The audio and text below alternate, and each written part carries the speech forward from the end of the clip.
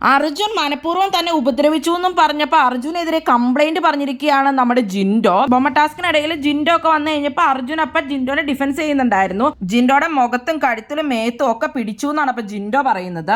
Medical റൂമിലേക്ക് പോകണമെന്നും ഭയങ്കര സീരിയസ് ആണെന്നൊക്കെയാണ് ജിൻഡോ പറയുന്നത്.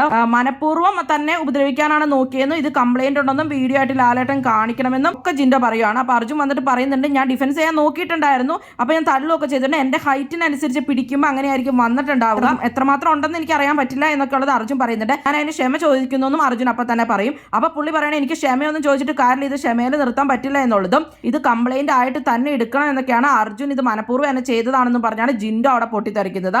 ഗെയിം നടന്നുകൊണ്ടിരുന്ന സമയത്ത് ജിൻഡോ കരി വെച്ചെടുക്കുകയൊന്നും ചെയ്തിട്ടില്ല. അതും കഴിഞ്ഞ് 2-3 മണിക്കൂർ കഴിഞ്ഞിട്ടാണ് ഇപ്പൊ ജിൻഡോ കംപ്ലൈന്റ് ആയിട്ട് വന്നിരിക്കുന്നത്. അപ്പൊ ജാസ്മിനൊക്കെ പറയുന്നുണ്ട് ഭയങ്കര ഊടായ്പാണ് ഇയാളെന്നൊക്കെ പറയുന്നുണ്ട്.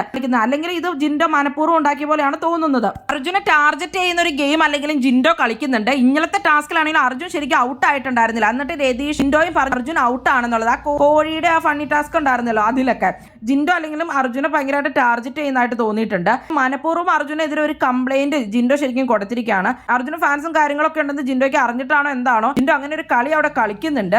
ജിൻഡോ ആയിട്ട് രതീഷിനോട് പറയുന്നുണ്ട് അർജുൻ ഒരു യെല്ലോ കാർഡ് എന്തായാലും മേടിപ്പിക്കണം എന്നുള്ളത്. അപ്പൊ മനഃപൂർവ്വം ജിൻഡോ കളിക്കുന്ന ഒരു കളിയാണിത്. നിങ്ങൾക്ക് എന്താണ് തോന്നുന്നത്? നിങ്ങൾ ആരാണ് സപ്പോർട്ട് ചെയ്യുന്നത്? എന്തായാലും നിങ്ങളുടെ അഭിപ്രായങ്ങൾ കമന്റ് ബോക്സിൽ കമന്റ് ചെയ്യുക. കൂടുതൽ ബിഗ് ബോസ് വീഡിയോകൾക്കും ബിഗ് ബോസിന്റെ ലേറ്റസ്റ്റ് ലൈവ് അപ്ഡേറ്റ്സിനുമായിട്ട് ഈ ചാനൽ സബ്സ്ക്രൈബ് ചെയ്യണേ, സപ്പോർട്ട് ചെയ്യണം.